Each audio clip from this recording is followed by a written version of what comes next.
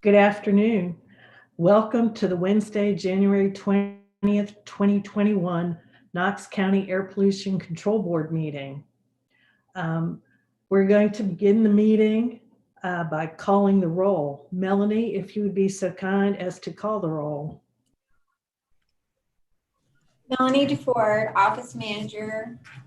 I'm going to call the roll now. Cindy Pianchi. Present. Mike Conger.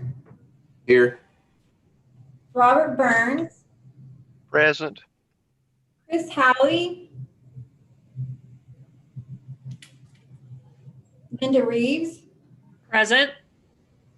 Doug Ross. Here. Robert Scott. Chris Sharp. Present. Tara Sturdivant. Present.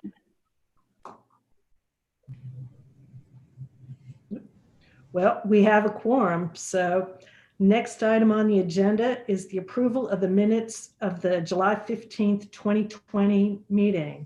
Do I have a motion and a second? I make a motion to approve the minutes.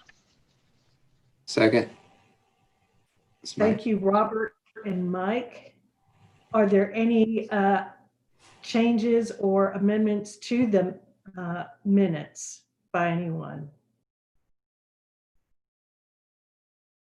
In that case, I'll ask Melanie to call the roll for the approval of the minutes. Okay, this is Melanie again. Cindy Pianchi. Approve, yes. Okay. Mike Conger. Aye. Robert Burns. Aye. Chris Howley. Aye. Linda Reeves. Aye. Doug Ross. Aye. Chris Sharp. Aye. Tara Sturdivant. Aye.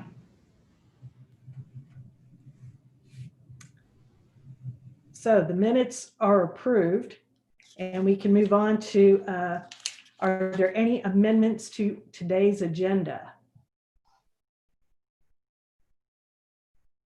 I'm not seeing any hands or any comments, so the agenda is as listed. Next on the agenda is citizen comments and requests. And I understand that there is no public comment at this point. No one has asked to speak. Is that correct, Brian? Yeah, nobody signed up to Okay. the airport. So moving right along, we are into the director's update, which is Brian.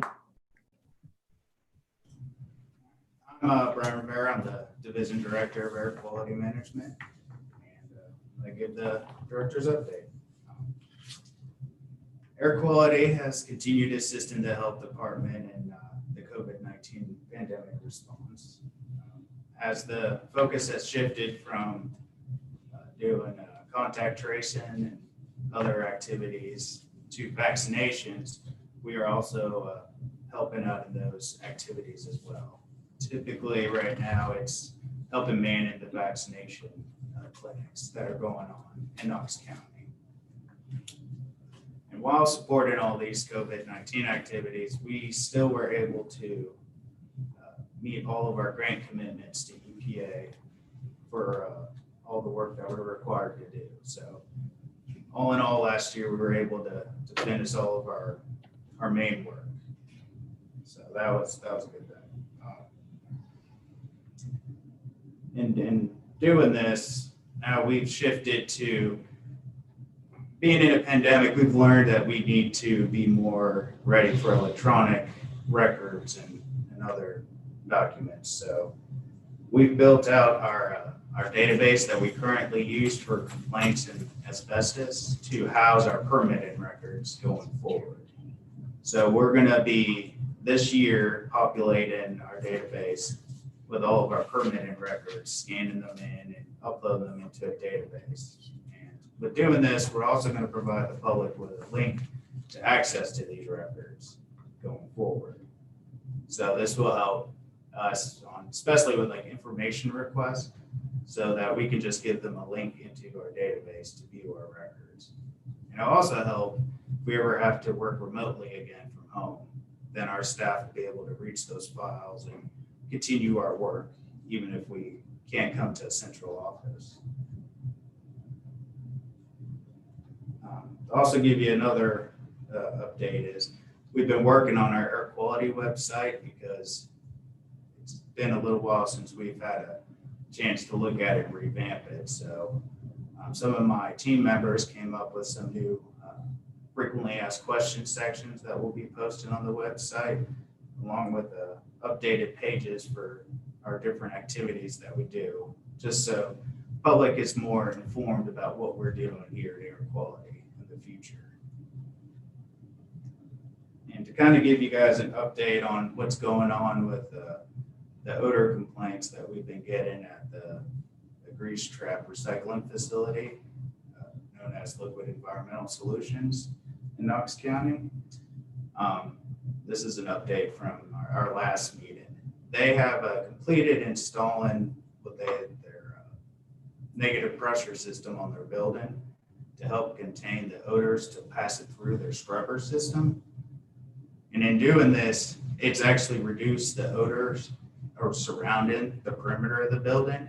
However, we're still detecting the odors downwind of the facility, which has led us to believe that now their second action now is they're going to be extending the stack so that the odors get more dispersed as they go down to the ground level. So they started working on this right after we did our initial investigation, after they installed the negative pressure system on that building. And they should be completing it by the end of this month is kind of their current timeline. And then once that's installed, then we will be going out there to reassess the situation to make sure that the odors have been reduced to levels that are acceptable.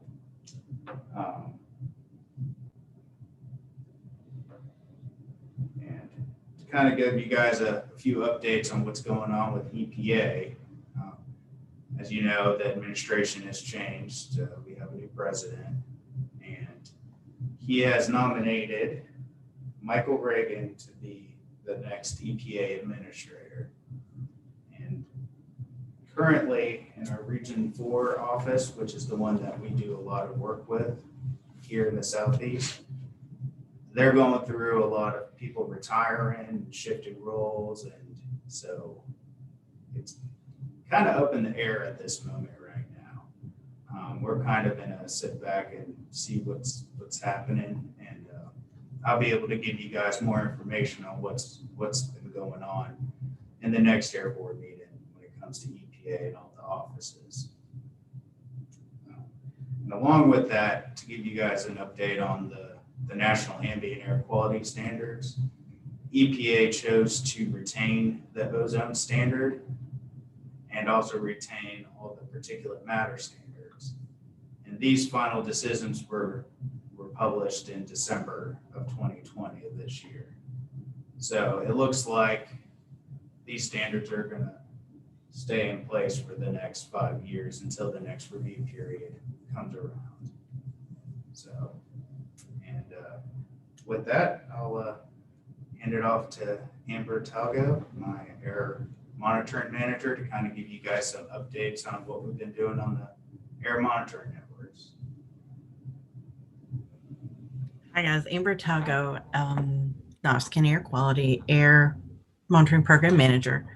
For our monitoring update, I'll try and be brief. For 2020, it looks like all of our parameters will be coming in underneath the NEX, so that's good. We don't have some of our fourth quarter data back from the lab yet, but we don't expect anything to be over the standard.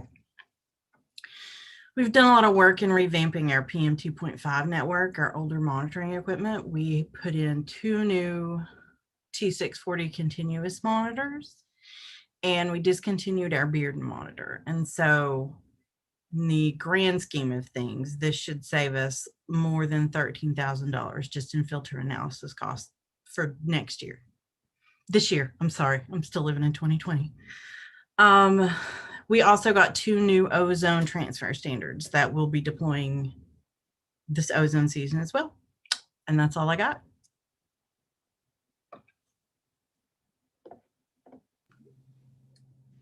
I have a question for Amber before we continue on. Yes. You said that you've eliminated the Bearden monitor. Could you explain, did you replace it somewhere, or how can you just eliminate a monitor? Well, every year we do a network plan with what we have to submit to EPA. And there's a lot of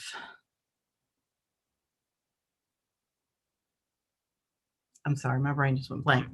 So we did a lot of analysis in that, and the Bearden site was deemed to be a little redundant because the state has a monitor in Loudon as well. So that monitor with the monitors that we already have, they just considered it to be a little redundant, and they permitted us to discontinue it.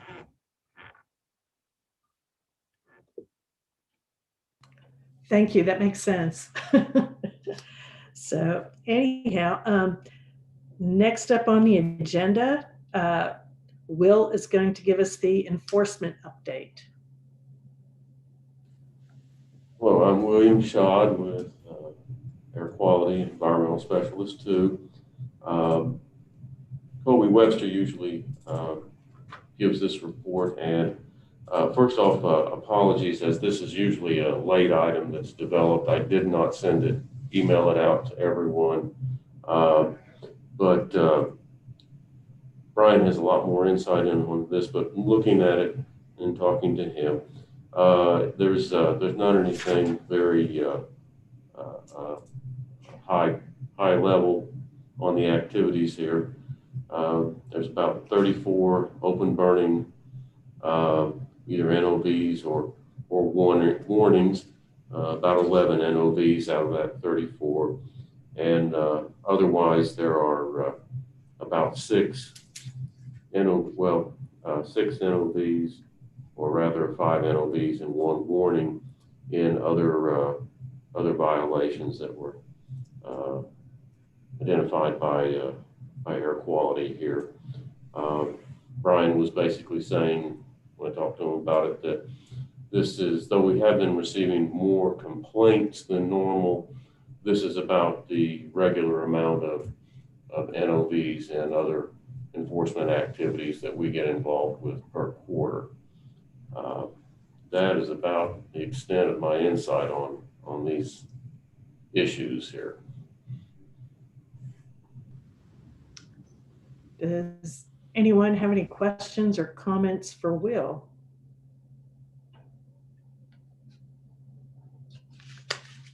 Okay. I'm not seeing any hands or any signs on the screen. So next is reports on the agenda. I don't know if Brian had anything else to add under that.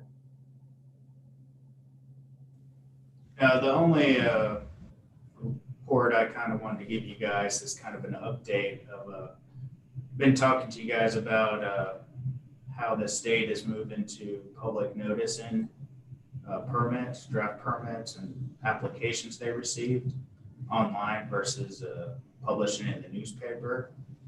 And the state's rule goes into effect tomorrow. It's effective tomorrow.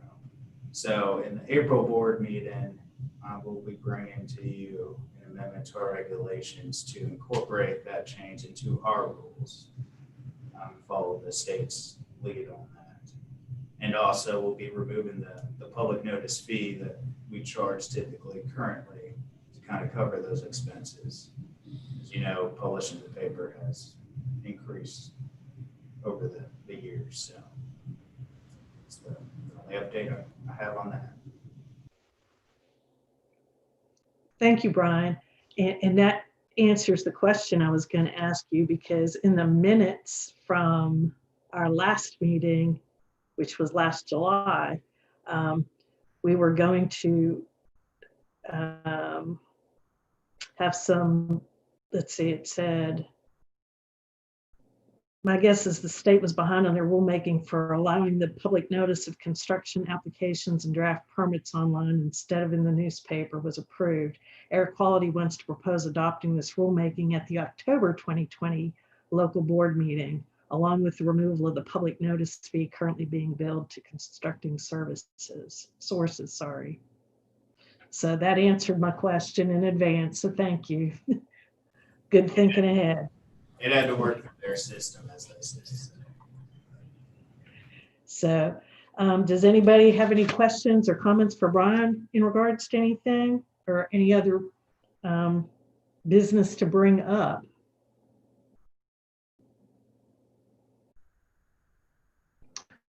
We are a quiet group today.